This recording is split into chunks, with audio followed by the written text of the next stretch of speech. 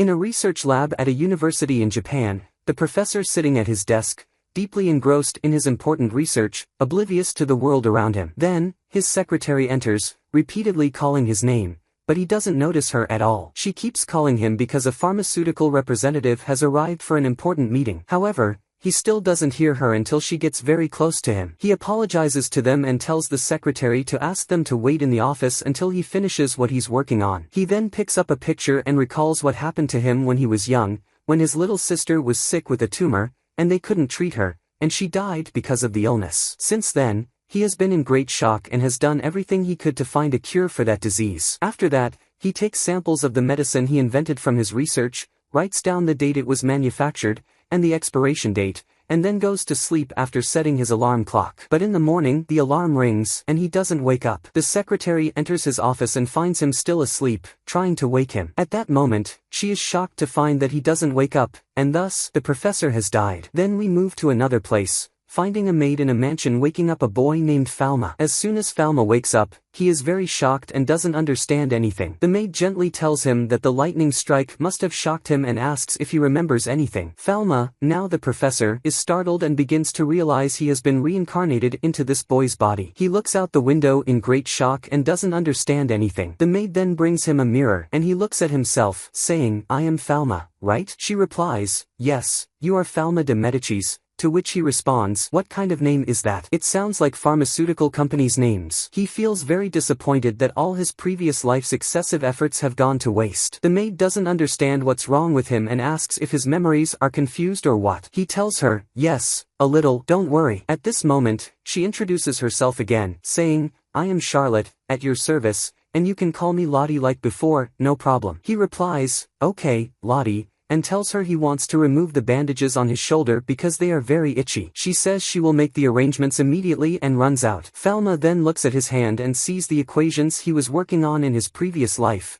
which he wipes off sadly. Later, Lottie brings a cloth to wipe Falma's body, and she is shocked to find a mark on his shoulder, saying, "This is incredible, it's the mark of the great lord of medicine." He tries to explain that it's just a mark from the burn he got from the lightning strike, but she insists it's a sign of the great Lord of Medicine's protection over him, calling him Sir Falma. She tells him that the Lord of Medicine is highly revered in this world. Falma says, "I understand," and Lottie is about to cry, saying, "You forgot about this too?" He reassures her, saying he's just a bit confused, and not to worry. He suggests they check a few things together first. She agrees and starts telling him all about his family and the world he's in. He discovers his family is a large noble family in the empire, all of them royal pharmacists. His father, Bruno, holds the title of Archduke, which surprises him. She explains that this title is given to talented nobles with exceptional skills, and it's even higher than a duke. Falma's father is also the head of the Imperial School of Pharmacy. Falma is amazed at his family's high status. She shows him family photos in the mansion, introducing him to the whole family. She tells him that his father has high hopes for him and his older brother, Pal,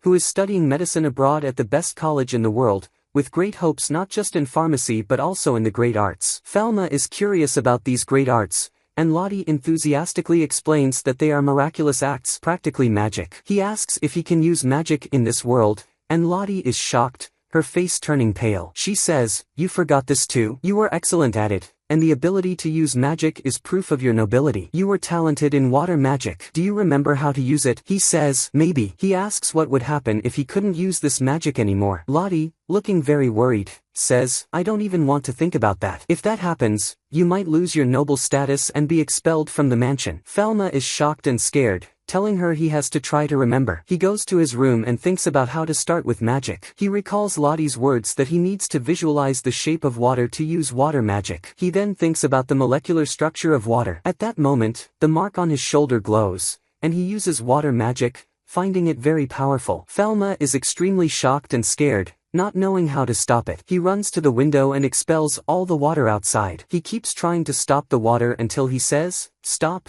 and the water stops. Lottie, soaked in the garden below, is delighted, saying, "You remembered the magic at last," and tells him she will change her wet clothes and come to him immediately. Falma says to himself that since water appeared, he might be able to use other elements too. He finds that he can create metals like gold, sodium chloride, and sugar, able to produce all the substances he knows their concentrations of. Lottie then comes to him, very happy that he could use magic again, saying she can now reassure his father. She asks if he also forgot all his medical knowledge, warning him that his father always asks surprise questions at meals. Falma is puzzled, and Lottie takes him to the library, saying she is amazed at how he remembered all these books. She explains that it was his mother, the lady's idea, to give him special education in medicine from a young age. Falma looks at the books and says he can remember everything in them from Falma's old memories and can read everything. Then it's mealtime, and Falma enters the hall where his family is sitting. They reassure him and his mother asks if he's alright. Even his sister is worried about him, and he reassures them all. They start the meal, and it's a wonderful family atmosphere. Falma doesn't know whether to be happy about his new life or sad because he was lonely in his previous life, saying he has to get used to Falma's life now. At this moment, his father calls him and asks about the gyreide ointment he applies to his arm, making Falma nervous. Falma answers that they use herbs, cat's oil, lizard eyes, and ground bat wings boiled under a full moon night and dried under the sun for 3 days, then ground with great precision. His father praises him, saying, "Excellent, well done." He tells Falma that since he's well now, he should resume his lessons with Eleanor from tomorrow, and Falma agrees. The next morning, teacher Eleanor arrives and tells Falma there's something strange about him. Nervously, he asks her what she means. She tells him that he has become calm and that his behavior has changed completely, as if he is a different person. Falma replies, "No, you're just imagining things." He tells her not to focus too much, Eleanor. She says, "Oh, that's evidence. You used to always call me Ellen. I am your father's top student and your personal tutor too." She adds, "No, really, there's something strange about you today." Falma says, "I'm sorry, my head is a bit messed up after what happened with the lightning strike." She replies, "Oh, you should have said that from the start," and asks if he still remembers how to use magic. He says, yes. She tells him, "Alright, today we will leave pharmacology and focus on reviewing the basics of magic." She explains that nobles have the ability to use magic, and each one has a guardian lord. For Falma, his father, and his brother, their guardian lord is the lord of medicine, while Eleanor's is the lord of water. She continues, "Originally, there are 5 elements of magic: fire, water, air, earth, and void. Each has positive and negative aspects. Do you understand so far?" Falma says, "Yes, but what is void magic?" She explains, "It is an unusual magic, part of the list, but it hasn't been seen for 300 years. No one knows if it really exists." Falma asks, "Is it magic that allows someone to create the resources they want from nothing?" She replies, "There is nothing like that. If someone could create all the materials they want, they would be a supernatural being." Falma is shocked because he actually has that ability. They go to the lake, and Eleanor says the weather is perfect for training. She is surprised and asks why he didn't bring his magic wand. He replies, "What magic wand?" She explains that the magic wand helps control magic properly. He says, "Oh, right, it was above my bed, but I forgot it. Sorry." She gives him her wand and says to use it for today's training. She tells him to direct the water flow and create a water spear, explaining how to do it. She then demonstrates and creates a water spear. Falma is amazed and thrilled by what she did. She says, "Yes, it's not a difficult technique. You used to be able to do it before you forgot. Now, you try." When Falma tries, an enormous amount of magical energy gathers around him, and he unleashes a powerful explosive water spear, so strong that Eleanor is blown away by the pressure. Falma is astonished and doesn't understand what happened. Eleanor is shocked and says, "What happened to you? How did you even use magic without the activation incantation?" Falma laughs, not knowing how to respond. Eleanor says that the amount of power a person can use in their lifetime is fixed. She prays Falma hasn't exhausted it all and rushes to her bag to get something. She pulls out another magic wand and tells him to hold it firmly from the other end. Falma asks, "What is this?" She says, "Just hold it," and he does, but the crystal breaks immediately. Eleanor is frightened and Falma asks her to explain. She says, "You've exceeded the colorless capacity, and you have both positive and negative attributes. What happened to you, Falma?" At that moment, her glasses fall, and she drops to the ground. Falma picks them up for her, but she says, "That's not important right now." Falma says, "Alright, tell me, what does exceeding the capacity mean?" She replies, "That's what I want to know. I've never seen anyone like you before." He says, "Really?" She grabs his arm, sees the mark, and says, "This is the mark of the great apothecary." She warns him never to show the gauge to anyone else, not even his father. He agrees. She concludes, "That's enough for today's lesson." As they return, Eleanor struggles to see without her glasses, and Falma offers her his arm for support, asking if she is okay and why her hand is shaking. She admits, "I'm just scared because I can't see the ground well." They rest for a bit, and Falma tells her that when she doesn't have her glasses, she can make a shape with her hand to see a little better. She laughs and asks, "What are you doing?" He tells her to try it, and she does. finding that it actually helps. She is amazed. Falma tries it too and realizes he can see the injuries on people's bodies. He holds Eleanor's injured hand, and she is astonished that he knew where the injury was. She asks how he knew. He explains that when he makes a shape with his hand over his eye, he can see that her finger is injured and twisted, with a different color than usual. He says that when he correctly identifies an illness, the color changes from blue to red. Eleanor says that the Lord of Medicine can diagnose all diseases and heal them. She exclaims, "Impossible. You have the eye of the Medicine Lord." Falma is confused, and Eleanor is frightened, not understanding what is happening. She says, "The power you have is not human," and notices that Falma doesn't have a shadow like other people. Even Falma is surprised. Eleanor screams, terrified, and falls to the ground, pleading with Falma not to hurt her and to stay away. Falma approaches her, trying to understand, and asks if she is okay. Eleanor, still frightened, runs into the forest. Later, Falma returns home, and his father asks him about Ellen. His father says Ellen mentioned she had a high fever and wouldn't be able to train him today. His father then asks, "Do you know why this happened?" Falma, recalling what transpired, says he doesn't know. His father tells Falma to take this magical potion to her at her home, and Falma agrees. Falma goes to Ellen's house and finds her sitting in the living room. Ellen enters wearing armor and asks him, "What's your purpose in visiting my home? Are you here to finish me off because you know my secret?" Falma responds, "No, nothing like that. Calm down, I don't even have a wand or anything like that." Ellen removes her helmet and asks why he's there. Falma explains that his father sent him with this potion because she said she had a fever. Ellen is surprised and asks if the master himself made it. She approaches Falma but suddenly gets scared again, falls to the ground, and asks, "Is it poisoned?" Falma says, "No, definitely not," and hands her a letter, saying, "This is from me. It's a different kind of medicine, an ointment for your injured finger." Ellen asks if that could also be poisoned, to which Falma replies,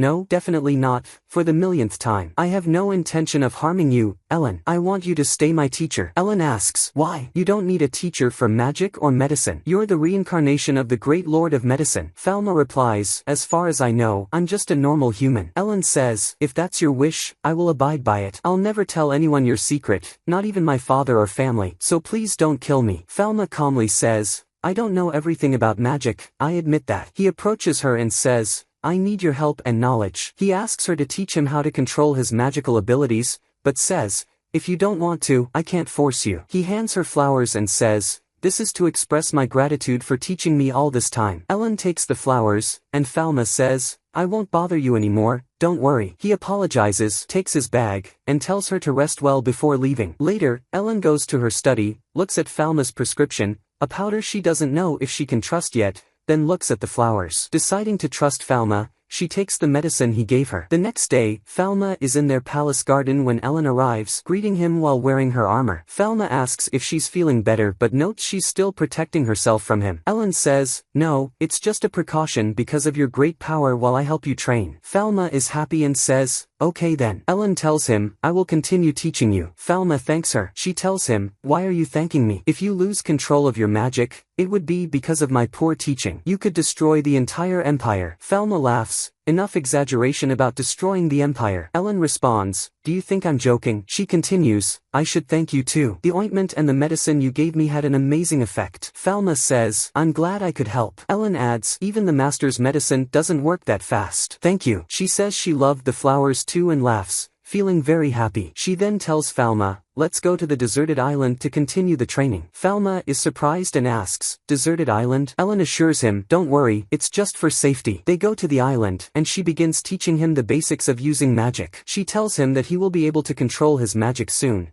but he needs to keep training well in the coming period. They return to the palace, where Falma sits on the stairs studying. One of the maids greets him, and using his magical eye, he diagnoses her with esophagitis. He looks at another servant and finds an eye infection. He checks another person and finds pharyngitis. Another maid has a cold, and another servant has knee joint disease. Falma starts recording all these issues in his notebook. He thinks to himself that if people in this world find out he is so supernaturally powerful, he might be arrested and executed in the worst-case scenario. At that moment, Latte enters the palace. Using his magical eye, Falma sees her hands are chapped. He goes to his lab, finds all the tools he needs, and starts making a moisturizer for Latte's hands. He's happy it works and begins making medicine for everyone in the palace based on his notes. First, he meets Latte, gives her the moisturizer, and she's thrilled, thanking him and asking if she can share it with her mother. Falma says, "Of course, I'll make one for everyone in the palace, don't worry." He says, "I've made something for everyone, let's call them." He starts distributing the medicines,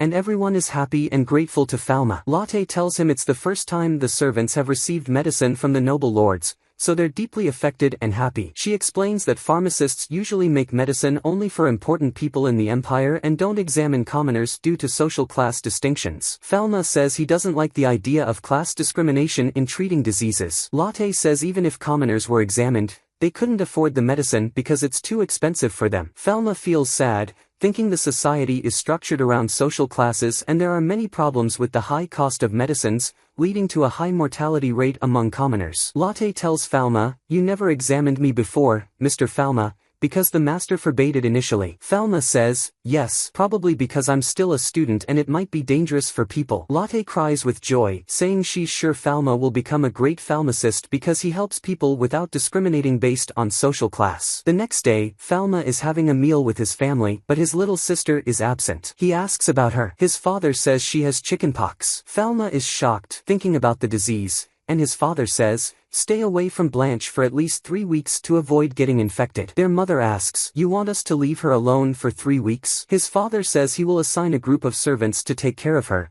just as they did for Falma when he had it 4 years ago, but also warns Falma to be careful as he could get it again. Falma notices his father is also coughing and looking ill. Falma goes to his lab to think of a suitable treatment for his sister Blanche, and suddenly, the formula comes to him. He succeeds in making the medicine. He sneaks into his sister's room, bringing food and sweets along with the medicine, and asks her how she's feeling. Blanche says she feels terrible, with itchy spots everywhere. Using his magical eye, Falma diagnoses her condition accurately. His sister tells him that their father would be upset if he knew he entered her room. Falma responds, "That's why we'll keep this a secret between the two of us," and she laughs despite her illness. He then tells her to take the medicine, but she refuses, saying it tastes awful and hides under the blanket. Falma suggests, "How about we mix the bitter medicine with delicious macarons?" She agrees. He mixes the medicine with the sweets and Blanche is surprised, asking, "Can you really do that?" He reassures her, "Yes, this medicine is fine that way. Don't worry, it's only harmful with certain medicines, so just ask me first next time." She nods. Falma advises her to drink plenty of water throughout the day, especially after meals. Blanche takes the medicine. She then tells Falma that their father said there's no cure for her illness. Falma is shocked and nervously tells her he found this treatment in one of the books. Blanche asks, "Is that one of father's books? How does he not know about it?" He explains that their father is always busy, so he didn't have time to read this particular book. He tells her it's important to keep this a secret between them, and she agrees happily. Blanche starts scratching her spots,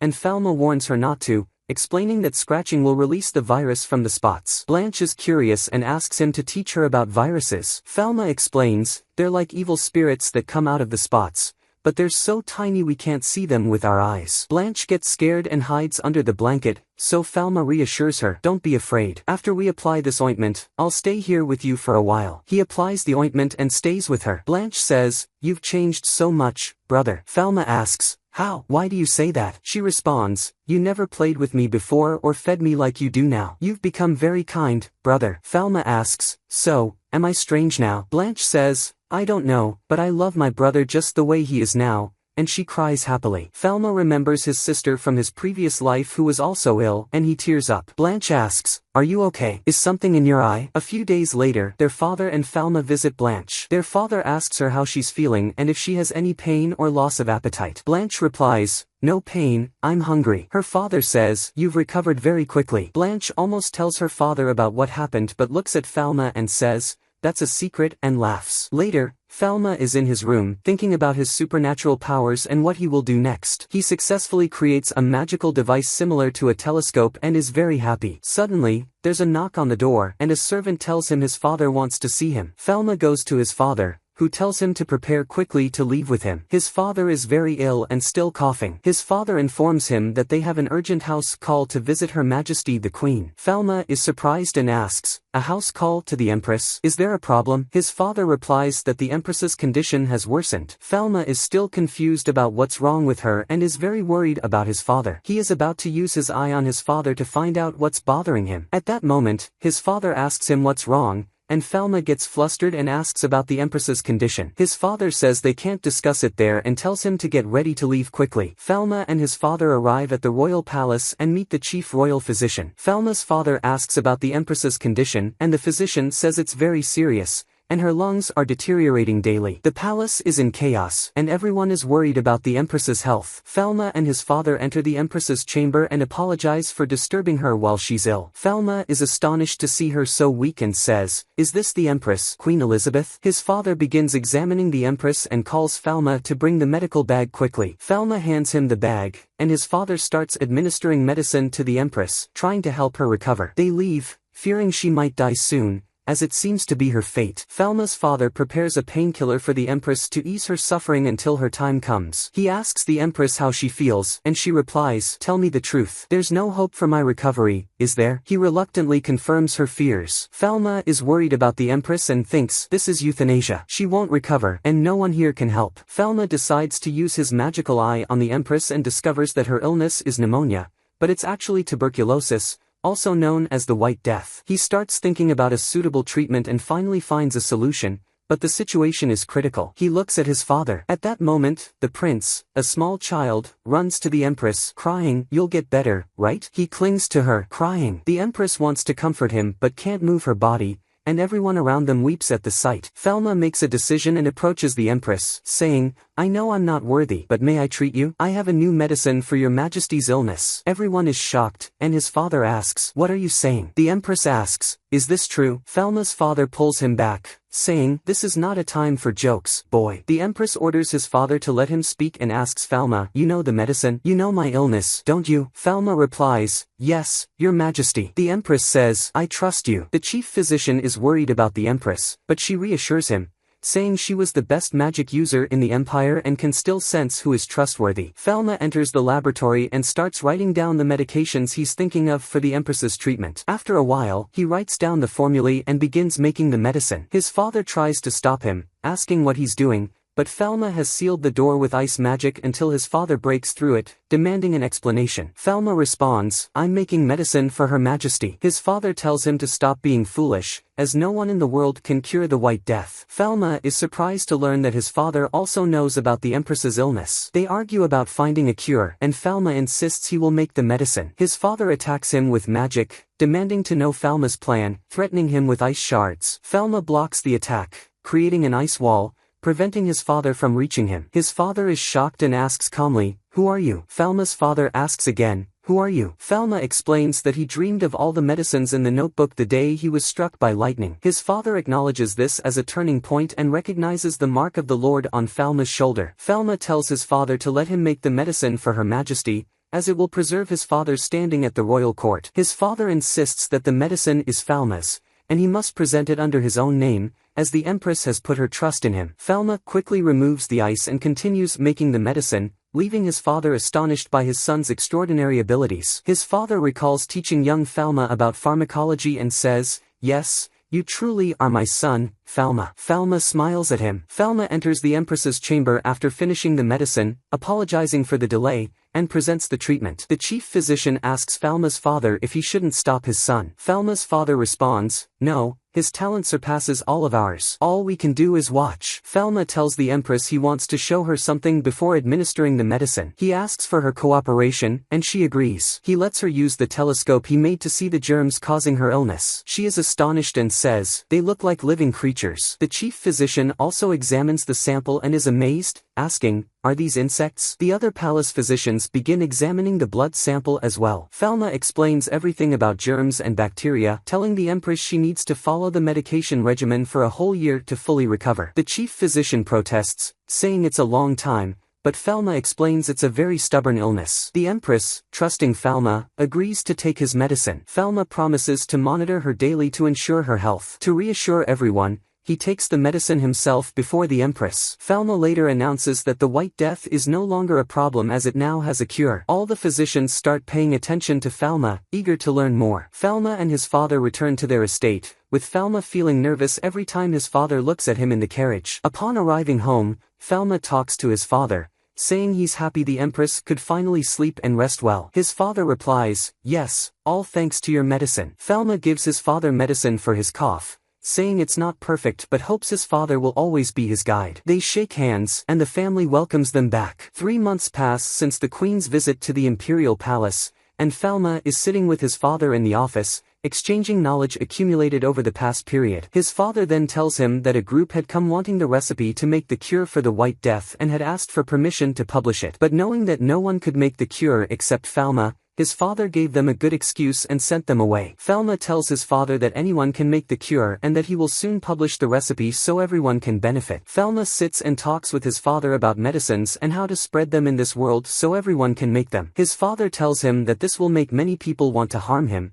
and they discuss the situation in the kingdom for a while. When it's time for Falma to go to the queen's palace, he leaves his father and heads there. He arrives at the queen's palace, and Falma enters to find the queen looking much better and still taking her medicine as usual. Falma tells her that the medicine is working very well so far. The queen responds, saying, "Stop being modest. The medicine is very effective. I am improving day by day." Falma replies, "Yes, but we don't know what might happen tomorrow with medicines and people." The queen says, "So, you mean there's no guaranteed cure? But you weren't like this in front of the court doctors when you explained the treatment to them." Falma laughs, and the queen says, "Don't worry, I understand you well. Back then, I was dying, at the peak of despair, but your conviction made me believe and gave me hope." At that moment, sadness appears on the queen's face. Falma asks her, "Who was always by your side when you were always so sick?" She responds, "My son, Louis." Falma says, "You see, you are important as a mother to your son Louis. Besides, all the people in the empire love and respect you greatly. As long as they are around, you will always have great value throughout the country." The queen laughs and says,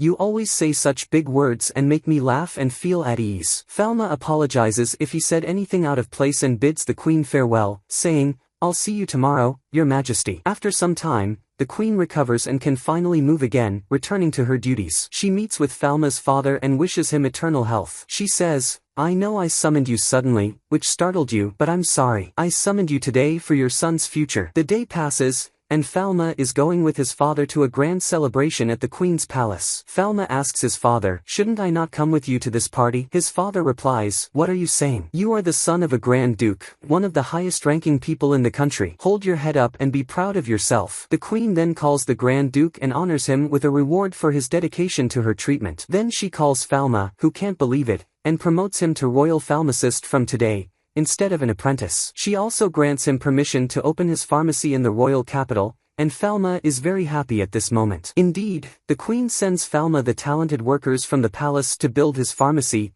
ensuring everything is ready, including the land to build it on. Falma begins designing the pharmacy he wants, and they start the construction quickly. Later, Falma visits the construction site and the head craftsman asks him, "Tell me, what will the pharmacy's name be?" Falma thinks to himself that he always wanted a pharmacy but never imagined it would be in a parallel world. The head craftsman says, "I see, sir," and names the pharmacy Parallel World, surprising Falma since he didn't intend it. He was just talking to himself. But the name pleases Ellen very much, and she says, "That's an amazing name." At that moment, a burly man approaches and says to Falma, "Tell me, boy, who owns this fancy pharmacy?" Falma replies, "I do." The man says, "I'm sorry, I am the head of the Pharmacists Guild, San Fallacy Varen. It's a pleasure to meet you." Falma replies, "Nice to meet you too. I am the royal pharmacist, Falma de Medicis." San then says to Falma, "Your shop is impressive, but what medicines are you planning to sell? Judging by your age, it looks like candies and lollipops, right?" Ellen wants to put the bully in his place, but Falma stops her and calmly replies, "Yes,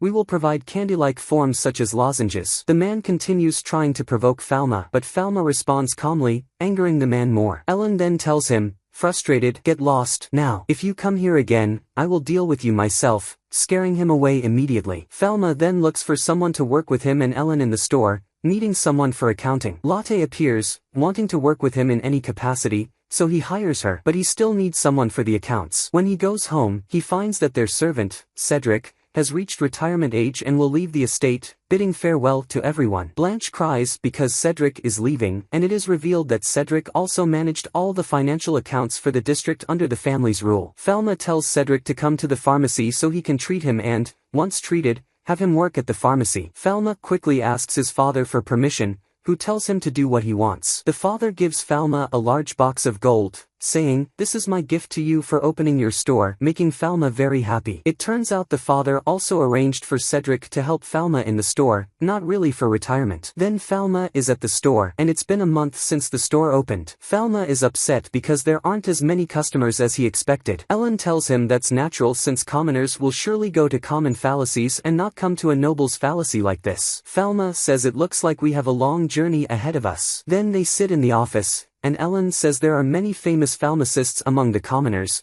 and since you are the son of an archduke, the commoners are wary of you. Cedric asks what they will do to solve this situation and attract more customers to the store. Falma says he wants patients with serious conditions to come here because they are the ones who desperately need the medicine and can't afford it otherwise. At that moment, Lodi enters and says, "Here are the surveys I conducted among the town's residents to find out what they need the most." Ellen is surprised and asks how Lodi managed to gather all this information. Lodi laughs and says she always talks to people in the city. Lodi explains that she surveyed 100 people in the city, and their feelings toward the pharmacy are that the royal seal outside intimidates them, and they don't know the etiquette of talking to nobles, so they fear offending and being punished. All the reasons stem from class differences and appearances. They decide to address these issues, and the next day they reopen the store. An old man named John walks in, and Falma welcomes him, making John their first regular customer. Falma then asks John if he spends a lot of time at sea, which surprises John. Falma explains it's to know how to prevent sea diseases and give him protective medicine like those containing vitamin C. But John doesn't respond and says someone is waiting for him outside. He leaves, and Falma follows, finding John standing with two others who also seem to be pharmacists, surprising Falma. At that moment, Falma's father and mother enter, hiding their faces with masks, but Falma recognizes them immediately. They come into the store, and Falma's mother asks how he recognized them despite their good disguise. Falma says they could have just informed him they were coming. His mother replies they wanted to take a quick look without disturbing him. Falma's father then asks if they can look around the store, and Falma agrees, showing them the entire store. He takes them to the first floor, explaining that it's the main area of the store with storage, the preparation lab, and the waiting room. The second floor is for medical care and patient treatment, with isolation rooms for patients and also housing rulers. The third floor is a rest area for the staff. Falma's mother is surprised and asks if there's even a kitchen. Falma then takes them to the fourth floor, which is his personal space for conducting research and developing medicines. His father is very impressed with the store and says it's excellent. They then sit down, and his father asks about the customers and whether there are any. Falma gets nervous and can't respond. His father comments that it seems like only nobles and merchants visit occasionally. Falma admits that the challenge they face is making commoners feel welcome in the store. His mother suggests an idea: start selling cosmetics to aristocrats. This will spread among them, and if the prices are reasonable, commoners will come for them too. Falma remembers a project he once worked on to develop cosmetics and likes the idea. He asks his mother what products she suggests starting with. She replies that, for her, skincare products would be the best choice. At that moment, Falma's father adds, "Promise me, if you enter the cosmetics field, you won't produce white face powder." Falma is puzzled, and his mother tells his father he's going back to that topic again, saying he even forbids her from using it. His father explains that it harms women's health and makes them age faster, which goes against medical principles. Falma is amazed by his father, thinking he's impressive as always for discovering something like this without advanced tools and devices. At that moment, a person rushes in, calling for the pharmacist, which is Falma, saying the lady he's serving has suddenly collapsed and asks Falma to examine her. Falma quickly goes to the patient at her carriage. The patient is a noblewoman named Chloe. Falma begins examining her and uses his magic eye to find that she simply had blood drawn, causing her fatigue. Chloe asks how that could cause such exhaustion, as the one who did it is a precise doctor. Falma asks why she would have blood drawn when she's not ill, telling her not to worry and that he will prescribe her medicine, asking her to come to the pharmacy if possible. Indeed,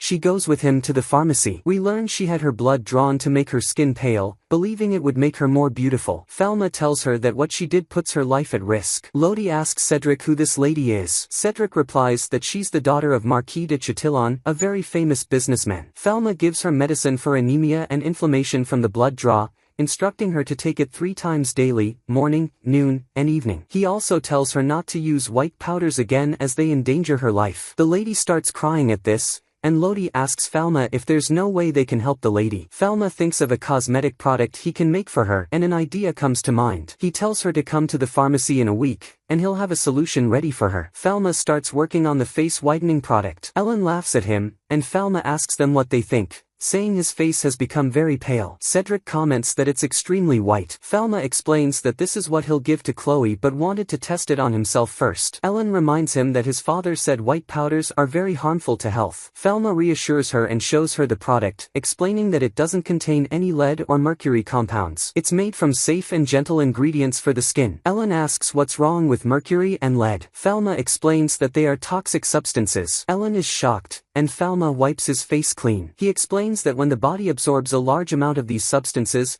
it damages the kidneys and nerves. Ellen suggests that products containing these substances should be banned. Falma agrees, saying he'll report it to the queen next time he sees her. Lodi praises Falma, saying he's amazing for even knowing about women's cosmetics. A week later, Chloe comes to the pharmacy and Falma welcomes her. She asks if he has prepared the cosmetics for her. Falma confirms he has everything ready as promised and instructs her on how to use them. He tells her to wash her face first, apply the moisturizer, then use the product he prepared for her. Chloe is surprised that none of these products are powders like she's used to. Falma explains that he thought it was better to make it like an ointment rather than a powder. It will also protect her from sunburn as it acts like a sunblock. Chloe is astonished and asks how he made it. Falma begins explaining chemical processes that neither she nor we can understand, leaving her bewildered. She says she doesn't understand anything, so Falma simplifies it, saying it prevents sun damage. After Chloe finishes, she looks at herself in the mirror, astonished, and tells Falma that this is very different from any powder she has seen before. Not only that, but it also acts as a makeup remover since it's made from nourishing ingredients for the skin. She's amazed and cries with joy, thanking Falma profusely, saying it's much better than bloodletting. Then, Lodi starts distributing samples of the cosmetics in the town, essentially advertising the place. Both nobles and commoners show interest, and everyone wants to get their hands on them. During this time, the store becomes crowded with all kinds of people, bustling with many customers. At that moment, old John comes in and tells Falma that the place is quite busy these days. Falma replies, yes, as you can see. Chloe returns and finds that the cosmetics are sold out. She brings her friends who also want the products. Falma apologizes, saying that due to high demand, they ran out. He explains that his staff is small, so they can only produce limited quantities. Chloe then suggests an idea. How about opening a dedicated branch of your store for cosmetics? I will fund it with money. What do you think? Falma considers the situation. Cedric reassures him, saying, don't worry, the Chloe family is excellent as business partners, and I will handle the paperwork. Falma likes the idea and accepts Chloe's offer. They open a branch exclusively for cosmetics. He is amazed at how beautiful the place is. Chloe asks, what do you think, Falma? He responds, you did everything very quickly, but what about the staff? She tells him not to worry, as she hired top-notch pharmacists to work with them. Things go exceptionally well during this period. Lodi conducts another survey about the residents' opinions on Falma's stores. This time, all feedback is positive and very good, and everyone is happy that the situation has finally become excellent. After that, the family goes to the town they are responsible for, and the father, along with his assistants, receives the report for managing the area. These are reports of 5 years of trade profits and expenses, with Falma standing beside them, listening. We learn that this area was given to the Archduke by the Queen for his contribution to her treatment. The town is very important and strategically located because it has the main commercial facility, known as the Empire's Gateway. Moreover, this area is a primary source of medicinal herbs, making it very valuable in terms of agriculture as well. We hear the financial officer of the area telling the father that there is still a problem with the Dutch East India Company, as they are using their influence to cancel agreements as they please and are not adhering to taxes either. The father then calls Falma and tells him, what are you still doing here? Go enjoy yourself and explore as you wish. The financial officer suggests, the sea here is beautiful, you can enjoy the view there, and his father adds, just don't go into the water unless you have an adult with you and take care of yourself. Falma goes to the beach and finds Blanche and Lodi playing in the sand, making a beautiful sandcastle. Blanche asks him, can Lodi and I play in the water for a bit? Falma replies, your father said you can't go in the water and you don't know how to swim, right Blanche? They keep pleading with him until he agrees but tells them, only your feet can touch the water, nothing more. Don't let the water touch your clothes. They run to the sea, very happy. Later, Elin comes over and comments, they seem to be having a lot of fun, and says, I will go for a swim too, feeling very happy. She asks Falma, aren't you going to swim? He replies, no, I'll stay here. Falma looks at his sister and remembers his little sister from his old life, recalling how they used to swim in the sea every year. He remembers that his sister always wanted to play with him in the sea, but later they discovered she was ill. He returns to the present, feeling very sad and crying. Suddenly, a wave of water pulls Blanche into the sea, and Lodi screams as Blanche is about to drown. Falma runs quickly, jumps into the water, and swims rapidly. He dives to save her, thinking he will never lose his sister again. At that moment, the emblem on his shoulder activates, creating a void without water in the middle of the sea. He is shocked, finding Blanche and Elin lying on the ground without any water touching them, even though they are in the middle of the sea. Elin gets up, astonished by what just happened. She sees Falma holding Blanche, walking back to the shore. Blanche is crying and scared, but Falma comforts her, checking on her with his magic eye. Elin asks him, "What did you just do?" He replies, "I don't know, but it seems like negative class magic." She responds, "That's not ordinary magic. You removed an entire area from existence in seconds," and Lodi stands there, frightened by what she saw as well. Elin tells him that what he did was amazing. She wouldn't have been able to do anything for Blanche in that situation, even with her magic. She tells him he saved Blanche. Blanche hugs Falma tightly, apologizing, and he pats her, crying too, happy that he managed to save her this time. In the evening, as Falma is about to sleep, he reflects on what happened at the sea. Lodi apologizes to him, saying she should have saved his sister. He tells her she did the right thing by not entering the water since she can't swim. Meanwhile, a group of cultists is discussing a boy who performed miraculous deeds. They are referring to Falma, and their leader instructs them to verify the boy's existence and eliminate him as quickly as possible. A week later, Falma returns to the pharmacy with Elin, finding the store extremely busy with long lines of customers. Falma notices two strangers talking to each other, seemingly watching him. He approaches them, asking, "Can I help you with anything?" They give him a strange look and leave. Falma later tells Elin what happened, expressing his concern about the suspicious strangers. Elin agrees, saying she also felt uneasy about them and noting that they seemed particularly interested in Falma. Lodi mentions that she tried to talk to them, but they didn't respond at all. Falma concludes that they didn't seem like they wanted to buy anything, as they didn't even look at the shelves in the store. Elin also notes that their attire doesn't resemble any guilds in the country, suggesting they might be temple priests, though she had never seen such outfits in the empire before. Lodi suggests informing the guards outside, and Falma agrees, saying he doesn't want any harm to come to their customers, though he remains somewhat worried. The next morning, a cart crashes into the pharmacy, and the guard apologizes to Falma's father for failing to stop it. The father is very angry, declaring that whoever did this has greatly wronged the family and will pay the price no matter what. The head servant asks who could have done this and why. The father responds that it must be someone trying to hinder Falma's work, as many must be upset by Falma's rapid progress in the field, despite being new. The father instructs the guard to report to the royal palace immediately, saying he will write a report for the queen right away. The guard obeys and runs to carry out the order. Falma tells his father he will go check on the pharmacy quickly, but his father stops him, asking if he has any idea who might have done this, stating that their action is a declaration of war against their family, the de Medicis. Falma considers that it could be the pharmacists' guild or the people with the strange attire. However, he tells his father that rushing to conclusions might unjustly accuse someone,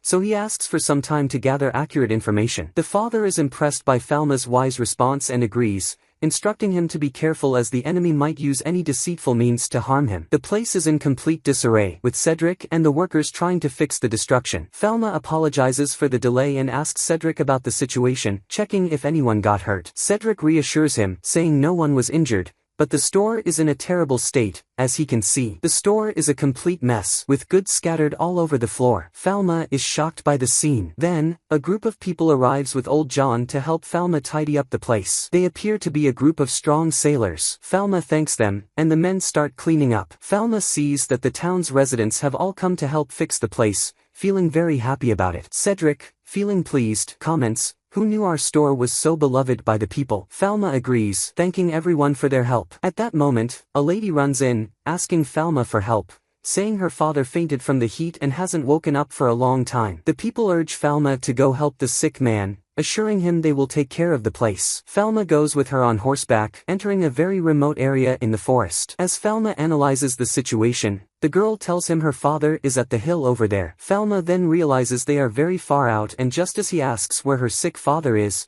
she disappears. A group of people dressed in strange, frightening outfits surrounds Falma, having led him into a trap. At that moment, their leader addresses Falma, asking, "Are you the boy who removed the sea in Mars? The boy without a shadow? Answer me. We are investigators from the Great Kingdom." Falma becomes tense, unsure of how to respond. Then Falma remembers that these men are from the Great Solomon Temple and says to their leader, "You are temple men, right?" The leader replies, "Yes, we are men of the Great Solomon Temple." "Tell me, you shadowless boy, You are very bold to open a pharmacy in the middle of the city. Are you not an evil spirit disguised as a boy? Falma responds, what evil spirit, man? Are you crazy? I am not an evil spirit or anything. The leader asks, then what are you? Falma replies, I am just a normal human being. The leader says, you will answer me word for word. Step back 10 steps and raise your hands. Falma complies and steps back, but they betray him and bind him with magic restraints. However, Falma breaks the spell with his strength, shocking all the temple men. Falma tells them, see, I am not an evil spirit or anything. At that moment, one of the men attacks him with flames and demands, reveal your true form. Falma uses his magic to dispel the fire with his anti-fire magic, astonishing them as he did all that without even a magic wand. Unsure of what to do, they attack him again with the power of flaming swords. Again, Falma deflects the attack and completely removes the ice,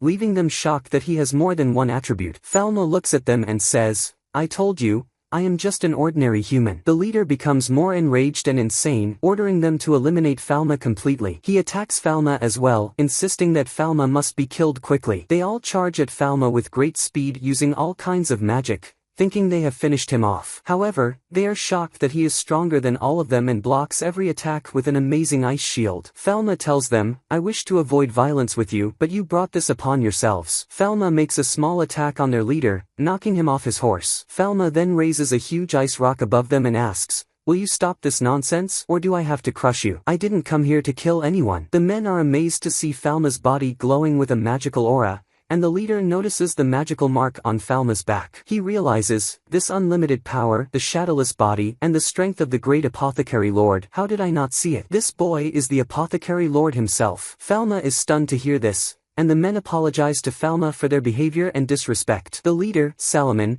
is injured from falling off his horse. The men worry about him, and Salomon declares that the wound will be his end, and he will die from it anyway. He tells Falma that he will die as punishment for disrespecting the great apothecary lord and draws a weapon to end his own life, asking Falma for forgiveness. Falma stops Salomon, hides the weapon, and tells him, I said I don't want anyone to get hurt in this world. All I want is for you to leave me and my pharmacy alone. Falma uses his magical eye to examine Salomon's leg, finding a broken shin and an open fracture. Falma sees that the treatment is amputation below the knee, but he finds a better solution, a leg reduction surgery. However, he is unsure who can perform the surgery. Falma thinks and tells Salomon that he is a pharmacist, not a surgeon, and that even in the best universities in his world, the success rate for such a surgery is low. Falma turns his back to them and tells them to forget what they are about to see. He prepares the area for the surgery. Salomon asks, you won't punish us? Falma responds, don't worry about that now. Your treatment is the priority. After preparing, Falma begins the surgery. He gives Salomon some medicine to prevent any infection,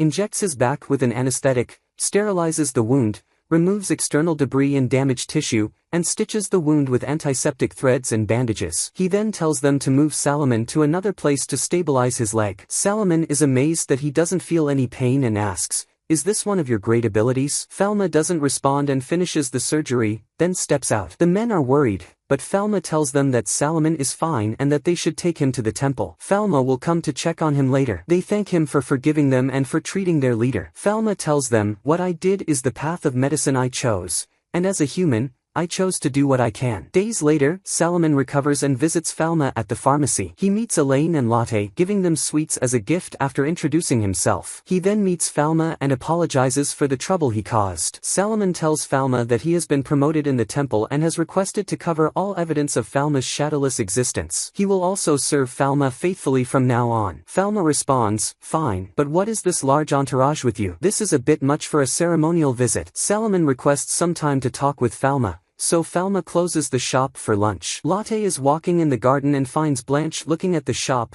unsure whether to enter. She asks, what brings you here today? Blanche responds that Falma promised to take her out today and notices the sweets in Lotte's hand, asking, what are those? Meanwhile, inside the shop, Salomon presents Falma with an excellent magic wand befitting his high status. Falma and Elaine are amazed by its majestic appearance. Falma asks, what is this? Salomon replies, this is one of the temple's ancient treasures for the great apothecary lords. It contains the 4 attributes and is suitable for combat, diagnosis, and magical healing. You can also adjust its size as you wish. Elaine is astonished by its beauty, saying, it's so beautiful. Falma asks, are you sure you want to give me something so magnificent? Salomon replies, of course, The wand itself will recognize your worth. Falma asks, what if it gets stolen or broken? Salomon says, don't worry, just hold it, and you'll understand. Falma takes the wand, and it reacts to him, glowing brightly. Falma is amazed, and Salomon rejoices, saying, I knew it, the apothecary wand has recognized you. Elaine is stunned and admiring the wand's appearance. Falma asks her if she wants to hold it, and she says, can I? Falma replies, of course. As soon as she touches it, it becomes transparent,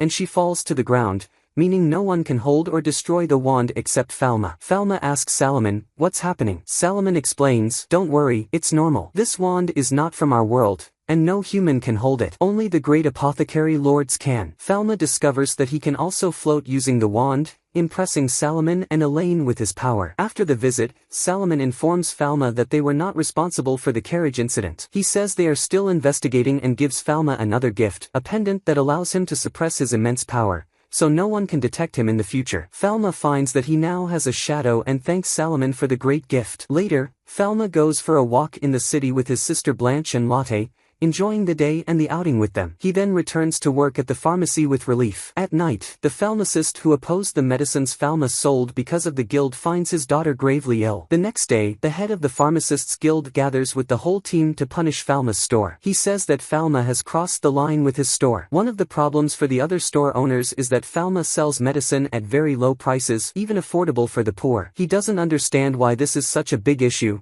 but it is their problem. The guild leader is extremely angry with Falma, nitpicking and saying that Falma only got where he is because of his father's money. He says that if it weren't for his father, Falma wouldn't be famous or have any value at all. The bigger issue is that the queen is supporting him. The pharmacists talk among themselves, suspecting that Varen was behind the attack on the carriage that hit the pharmacy, where the guild leader works. At this point, the guild leader tells them that Falma's pharmacy is the source of all their problems, and they must get rid of it quickly by any means necessary. The leader decides it's forbidden for any pharmacists to deal with Falma or his store, and anyone who disobeys will be expelled from the guild and have their license revoked. Meanwhile, the pharmacist whose daughter is sick searches for a doctor to treat her, but the pharmacy is closed. He meets Falma, who tells him the pharmacy is closed for a week and asks about his daughter, saying, did she suddenly fall ill? But when the man realizes it's Falma, the royal doctor who has been banned, he doesn't respond. Falma introduces himself and says he's a pharmacist from the parallel world pharmacy,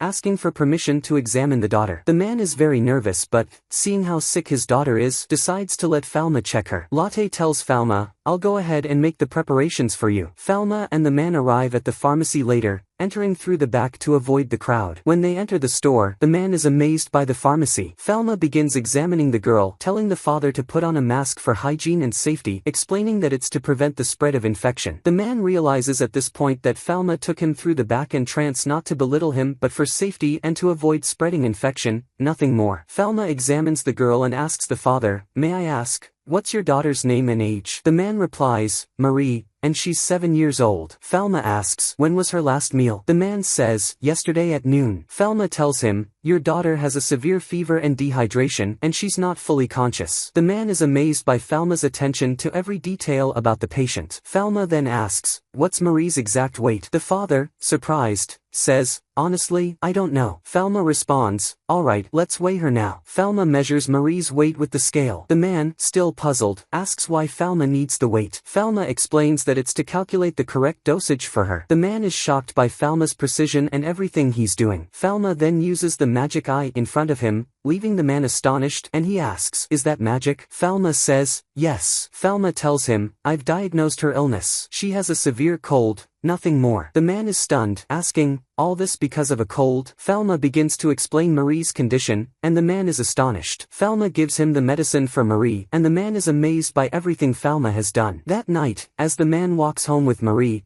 he sees that the medicine is working. He thanks Falma for helping her, but Falma tells him, it's not important, what matters is Marie's health. Falma gives him medicine that will last Marie for 5 years, saying, but if she gets sick again at night or anything, just bring her to me, don't worry. When the man asks about the payment, Falma tells him, the price is very low, just the cost of a loaf of bread. The man is shocked and says, that's an incredibly low price. Falma explains, we keep the price low to make it easier to treat children, and bids them farewell. The man returns home and starts preparing his doses for his pharmacy, doing his own research. His wife comes later and asks about Marie, and he tells her she's fine and sleeping peacefully, saying it's definitely because of the medicine. He tells her it's thanks to the medicine made by the noble boy, Falma. His wife is shocked and says, "But you violated the guild's laws." He replies, "I don't know if Marie would have survived if I hadn't gone to him. His pharmacy is incredible and the store owner has immense knowledge. He personally takes great care of the patients, the way all pharmacists should." He admits that he thought he had a strong understanding of the medical field and a lot of confidence in himself,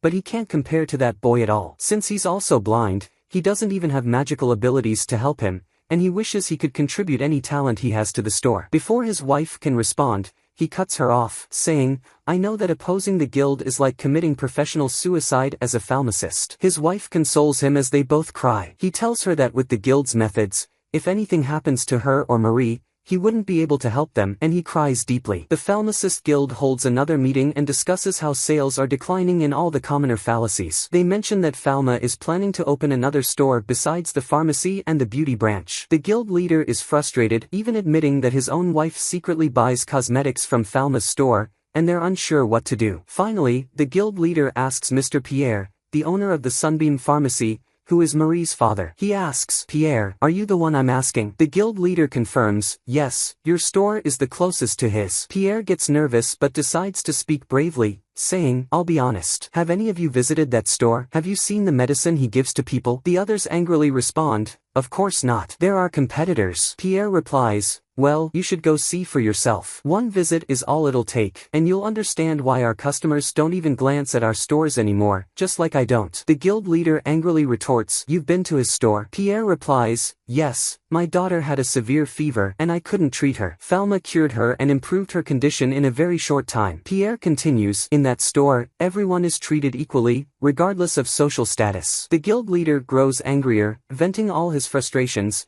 revealing his fear that Falma might eventually adopt noble attitudes and abandon his store once people rely on him. Pierre insists that's exactly why we should learn from him, so his knowledge doesn't remain exclusive to his store. Pierre tries to convince them, but the stubborn guild leader continues turning everyone against Falma. He expels Pierre from the guild entirely, not stopping there, as the idiots even destroy Pierre's store and beat him up. At this point, Falma finds Pierre sitting in front of his destroyed store and asks, "Are you okay? Is this your store? You're a pharmacist too." Pierre tells Falma everything that happened, saying he now has to leave the town if he wants to work again and start from scratch with his family. Falma replies, "The Queen has given me an order to establish a new doctor's guild. You can join me there." Pierre is overjoyed by this glimmer of hope and cries with happiness, thanking Falma. A few days later, Pierre opens his new store, now a partner with Falma. He's nervous at first, but once the store opens, the crowd is massive, as the pharmacy has become part of the parallel world pharmacy. Then the scene shifts to a flashback in the past, where Falma's father is still young and his friend is being tormented because of his evil experiments and twisted theories, that people must die to allow new ones to be born. At this moment, Falma's father wakes up startled from his sleep, and we realize that this is a part of his past that he keeps dreaming about. The next day, everyone is gathered for breakfast and Falma notices his father's fatigue, so he asks him what's wrong. His father replies, "I'm fine, I was just recalling some old things," and though he wants to open up to Falma, he holds back and says, "It's nothing, don't worry about it." At that moment, he receives a letter from his eldest son, Bali. Falma is surprised when he sees his little sister Blanche getting scared upon hearing her brother's name. Their mother is delighted though, as Bali will soon return home for a visit, but the father says that Bali mentioned in his letter that the visit would be delayed a bit. Blanche asks Falma, "Is Bali busy?" He replies, "Of course, he's a university student, so he must be very busy with his studies." Later, the father calls Falma and tells him, "Come to my office when you have time," but they go there immediately. Once inside, the father tells Falma that the capital will host the St. Fleuve Fair next month. He explains that the fair is where merchants from all over the world gather, so they need to be very careful and pay close attention. Falma, surprised, asks, "Why exactly?" The father then reveals that a new plague has spread on Pant Island, a colony of the neighboring country, Netherlands. In Bali's letter, it was mentioned that a large number of people, thousands of families, have died because of this plague. Shocked, Falma asks, "This is very serious. Could it be some sort of poison that has spread in the country?" His father replies, "I don't know for sure, but a team of elite researchers from the Novelud Academy, along with samples to study, have been sent. Unfortunately, 2 of them have already died because of the plague." Falma responds, "So, this plague is contagious as well?" "Yes, the plague has essentially wiped out the entire colony," says the father, but our immediate problem is that ships loaded with goods and merchants will be arriving from Netherlands for the fair. Falma realizes, you're saying a potentially infected cargo is headed straight for our town. The father confirms, yes, and unfortunately,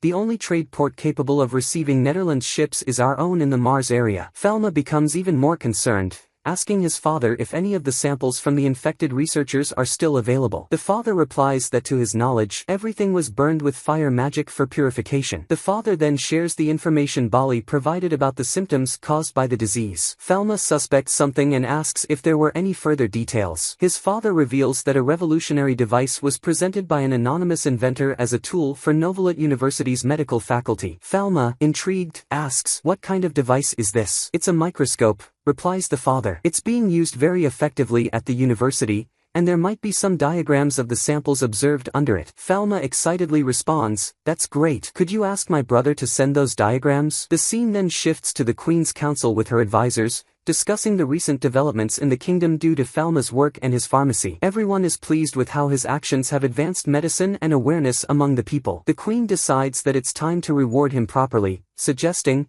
how about we give him the title of Archduke? One of the council members advises against it, saying, unfortunately, he's still too young, a minor, so it's not appropriate. The Queen agrees to postpone the idea. After discussing other matters of the kingdom, the scene returns to Falma at the pharmacy, where he meets Elin. He looks anxious, and she notices, asking, what's wrong with you? Falma tells her, there's something important I need to discuss with you, and proceeds to explain the deadly plague spreading through the country and what he plans to do in the pharmacy. Their conversation is interrupted by Latte, who informs Falma that his brother Bali's letter has arrived. Upon reading it, Falma is visibly shocked and even more tense. Latte asks what's in the letter. We then learn that Falma has developed a suspicion about the disease, though he's not entirely certain yet. The information they have so far is just a drawing, but Falma believes the illness might be the Black Death. Falma then begins preparing to leave for Mars to oversee the fair and sends his assistant doctors ahead. He tells them, go to Mars first and inform Adam, the deputy governor there, to prepare. I've given him all the blueprints and instructions to set things up. After they leave, Falma goes to his father and tells him that he's learned more about the unknown disease, the plague. He tells his father, from the symptoms described,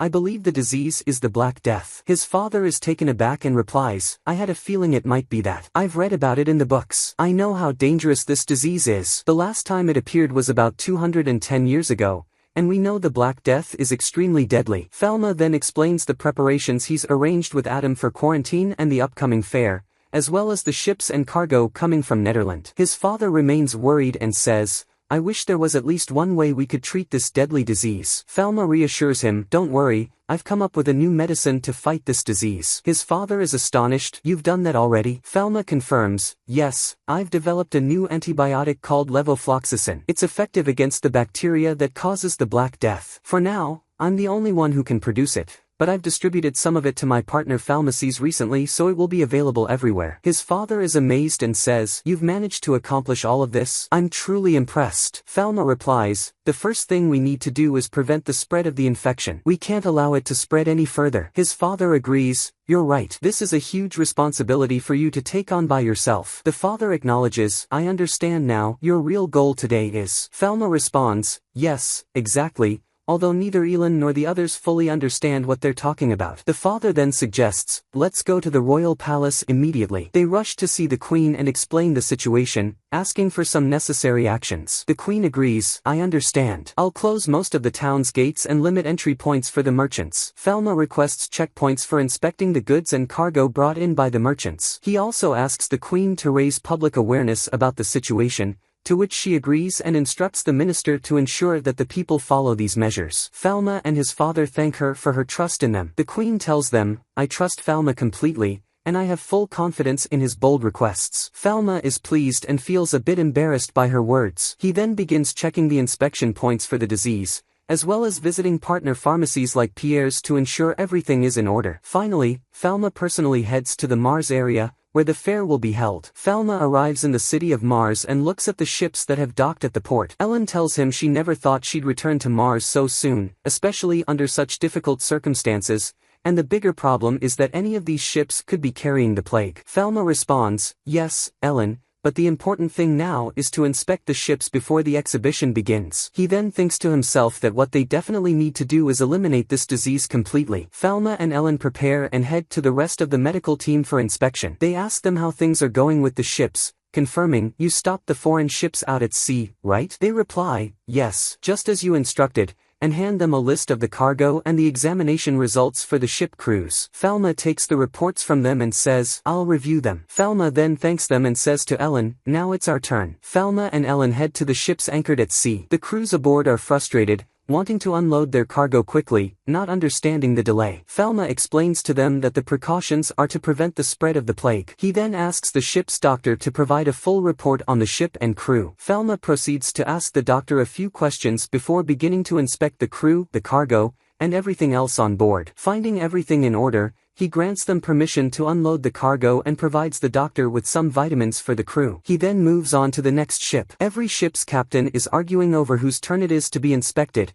as they are all in a hurry to finish. At this moment, the Imperial Navy arrives, silencing the ships. They are told that anyone wanting to enter must comply with the rules and guidelines. Falma and Ellen are both surprised when they learn that the old Commander Jan is the fleet's admiral. At that point, everyone falls silent, apologizing for their behavior. Falma then goes aboard Commander Jan's ship and thanks him for the help. Falma is busy with the examination process when Adam rushes in with an urgent report. He informs Falma that several people have died in the village of Asura after suffering from severe fever. Falma is shocked. Adam explains that Astak is a small village to the west, and it appears the outbreak occurred because a ship did not follow Mars' instructions and entered illegally through that village. Ellen asks, "How did this happen? Where are those people now?" Adam responds, "Unfortunately, they've already left the village, and we don't know their whereabouts." Falma asks Adam to describe the situation in the village. Adam explains that the villagers initially thought it was just a fever, but after the first death, the disease spread rapidly throughout the town. The team is shocked, realizing that the Black Death has reached the mainland. Falma decides he must go there immediately. Ellen protests, "Wait, you want to go alone to a village where the plague has already spread?" Falma tells her, "There have been deaths already. I can't afford to waste a second." He gathers his protective equipment and prepares to head to the village. Ellen follows him and says, "Wait, you're the only one who can accurately diagnose this disease. You're the only one who knows how to manage the port and identify the infected. That's why." Falma interrupts her and reassures her, "Don't worry, you'll be able to handle the examination here. You need to stay and supervise everything very closely." Falma then uses his magic staff to fly quickly to the village, leaving Ellen very worried about him. Falma decides he must first locate the ship and conduct a thorough examination on it to disinfect it from the plague. He arrives at the village and finds people fleeing, abandoning their homes because of the disease's spread. He mutters to himself how foolish this is,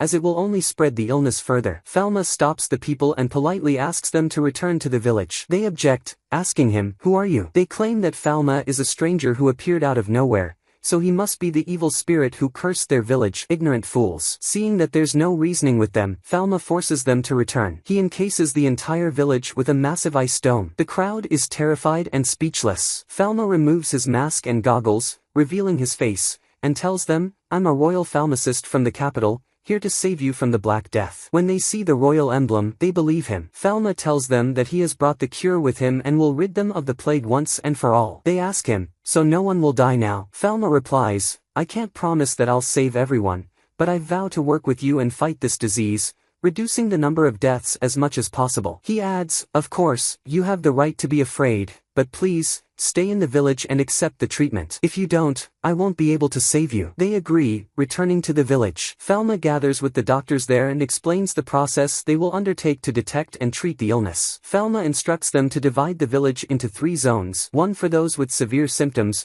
one for the infected, and one for those not yet infected. The team asks, "So you're saying we should leave the hopeless cases to their fate?" Falma responds, "No, the idea is to prioritize treatment for those who can be saved, so we can treat them quickly. This is how we can defeat the disease and prevent it from spreading." They reply, "Got it, we understand now." Meanwhile, Commander Jan and his fleet spot a suspicious ship at sea, realizing it's the one they've been searching for, the source of the plague. As Jan and his fleet approach the ship to investigate, one of his men looks through a telescope and sees that everyone aboard the plague ship is dead. The Vice Admiral suggests sending a team to inspect the vessel. However, Jan orders against it, saying, "If we board that ship, we risk spreading the plague to our own. Jan declares, sadly, there's nothing we can do for them. The best option is to sink the ship and let the current carry it and its cargo into the ocean. He orders the fleet to sink the ship. The ships prepare their cannons and fire at the plague ship, sinking it into the sea. And then the scene shifts to the medical college, where the senior professors are mocking an elderly professor because she's about to retire and won't have a place among them anymore,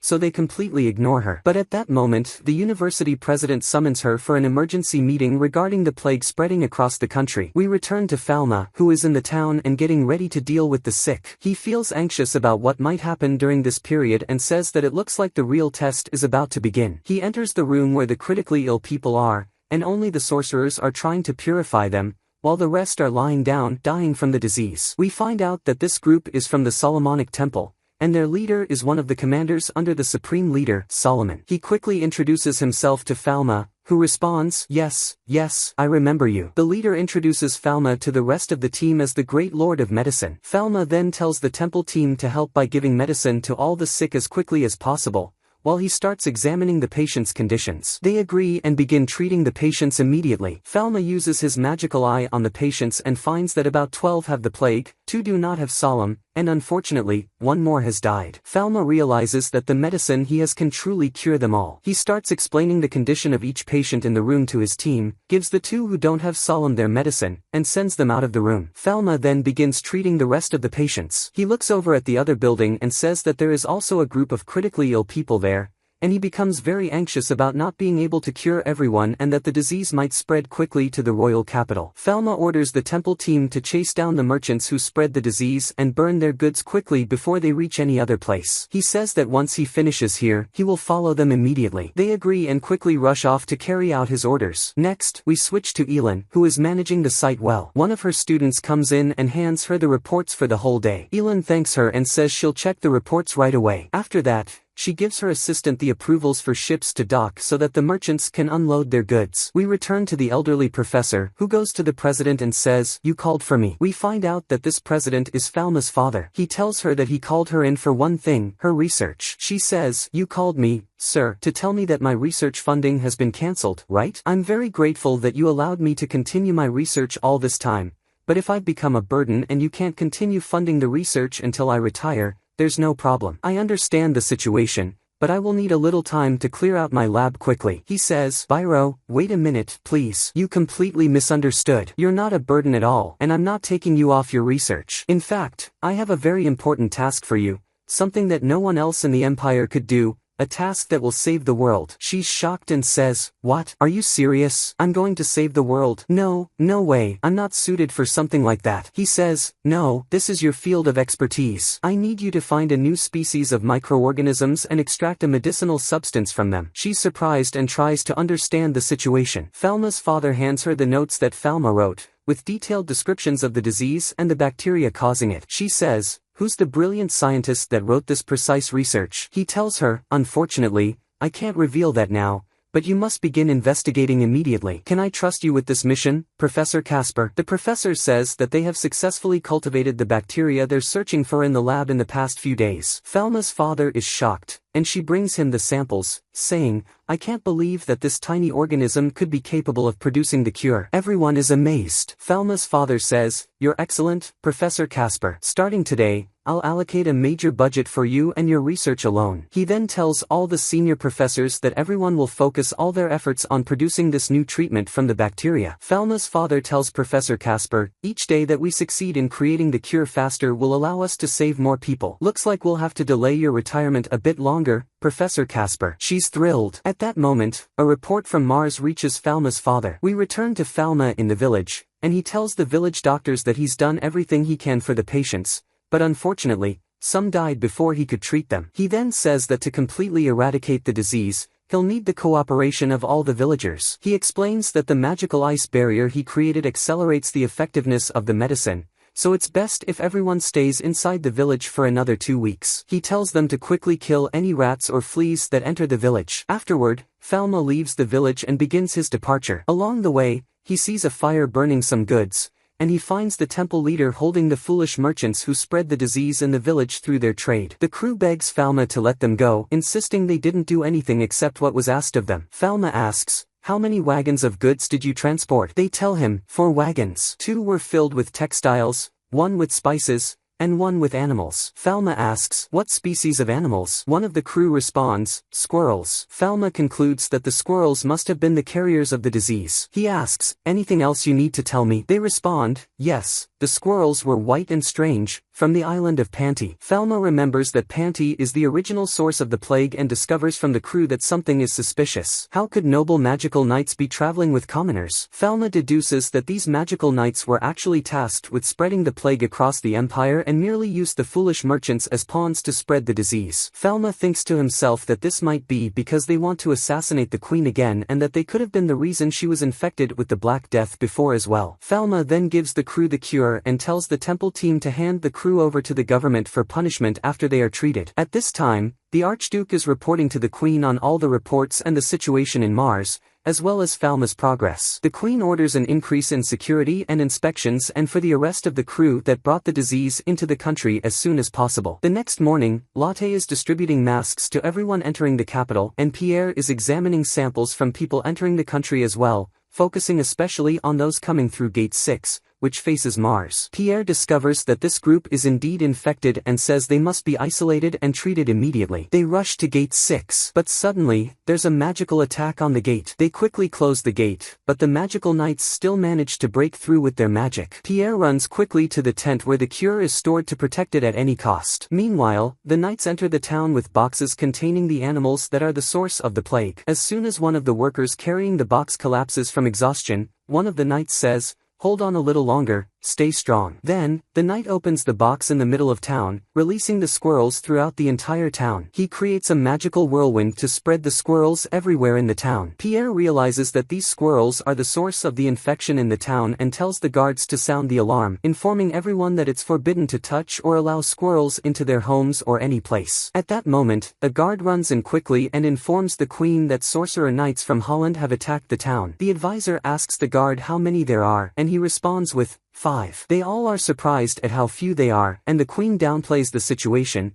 as she's still unaware of the whole issue with the squirrels causing the disease. The queen says, "Is this really the time for this? Can't we just crush them quickly with a small force and be done?" The Archduke responds, "Given the situation we're in, with the disease and the Dutch ship carrying the plague, we should consider that they might be a source of the infection." The Queen agrees but adds, "I can't quite understand why Holland would do this. They've always been our ally, and they don't have any motive to send 5 sorcerer knights to launch a surprise attack on us. Even their former ruler just died, and we haven't received any word that our alliance has ended. Something strange is going on here." The Archduke then says, "It seems like whoever is behind this plague knows a great deal about medicine." The Queen asks, "Are you suggesting someone specific is orchestrating all this?" The Archduke replies, "I've heard that 3 years ago, Holland dealt with an apothecary, and the methods and remedies he uses match those of a very sinister pharmacist he once knew." The palace's head doctor says, "You mean the one who was expelled from the University of Novelot for medicine?" The Archduke replies, "Yes, that's him. He was an outstanding and brilliant pharmacist,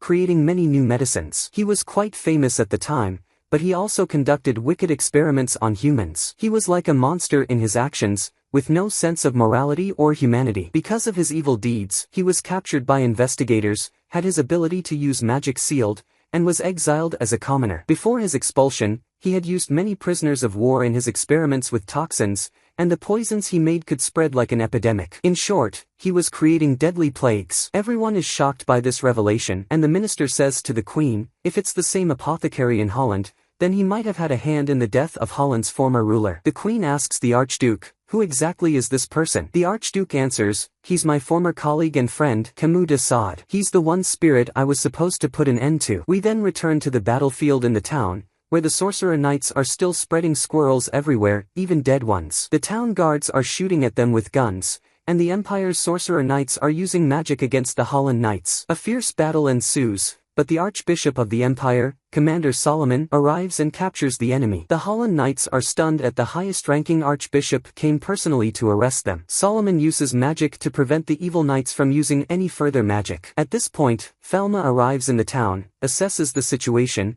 and wants to know how far the plague has spread. Falma finds that many people are infected and the flying squirrels are everywhere, spreading the disease. He decides to head straight for the gate but sees his father heading there as well and rushes over to him. His father greets him and asks about the situation in Mars. Falma replies that everything there is under control, as he left things in Eleanor's hands. But he adds that the situation here is much more concerning. Together, they proceed to where the knights are being held, where an Empire Knight is interrogating a Holland Knight, asking what their goal was in the attack. We learn that the Holland Knights know nothing about the disease and are merely following orders without understanding the mastermind's true intent. One knight, bleeding from his mouth, says the man behind it is so powerful he could kill 1,000 people in an instant and that he's holding thousands more hostage. The knight also adds that it seems as though an evil spirit has possessed the man. The Archduke interrupts the conversation and asks, "Does this man have blue hair, a burn on his left cheek, and one eye?" The knight is shocked that the Archduke knows this and replies, "Yes, that's him." The Holland Knights cry, saying, "We followed that evil man's orders,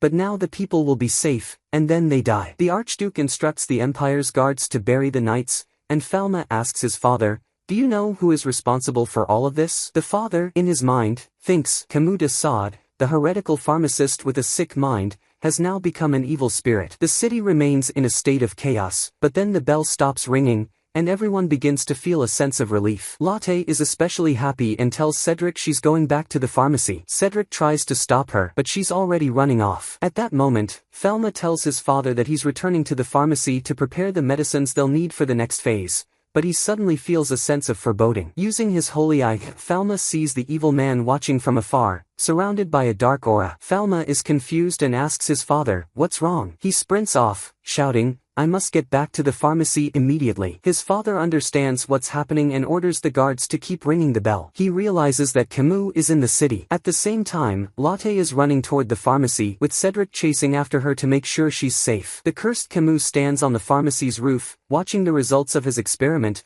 observing Lotte and Cedric from a distance. When Lotte arrives at the pharmacy, she notices the windows are open and assumes Falma is inside. Just as the bell starts ringing again, Lotte and Cedric decide to go inside the pharmacy, hoping to wait out the situation. Cedric, sensing something is wrong, says, "Wait, let me check first," but Lotte runs ahead. Lotte rushes upstairs to Falma's office but is shocked to find it empty. She begins to worry and wonders if she's imagining things. At that moment, Cedric arrives and, relieved to find Lotte, says, "Didn't I tell you to wait for me?" Suddenly, Cedric collapses, revealing that the wicked Camus has stabbed him in the back. Camus then approaches Lotte and she is stunned when she sees him. At this point, Falma arrives at the pharmacy, exhausted from running. He surveys the scene using his holy eye and sees the evil spirit inside his lab. His father arrives shortly after and they both enter the pharmacy, checking the surroundings. They discover that the cursed Camus has also stabbed Lotte, and he's standing in the lab. Falma's father tells him, "I'll keep this wretch busy while you treat them quickly." Falma agrees, and his father attacks Camus. He says, "It's been a long time, Camus." Camus replies, "You've come to interfere with my work again? That's foolish of you. Have you forgotten that everyone dies in the end?" We see that half of Camus' face has become a skeleton due to the dark curse. The father attacks him again. Meanwhile, Falma examines Cedric and Lotte,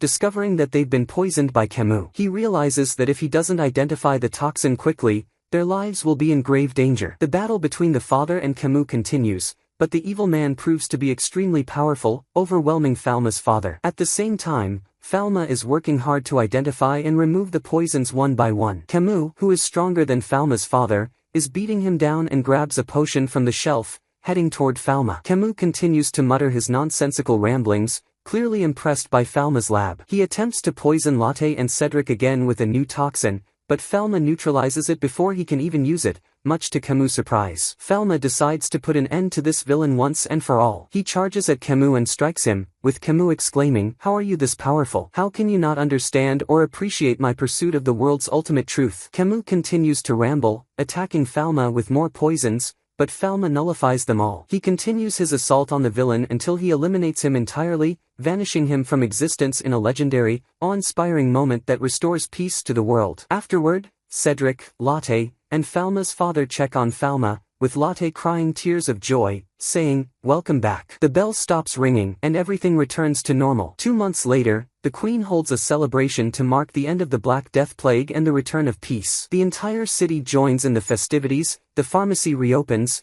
and Falma and his team are filled with happiness. They are joined by old Jean, Pierre, and Commander Solomon, and Lotte joyfully welcomes them all as things finally return to normal.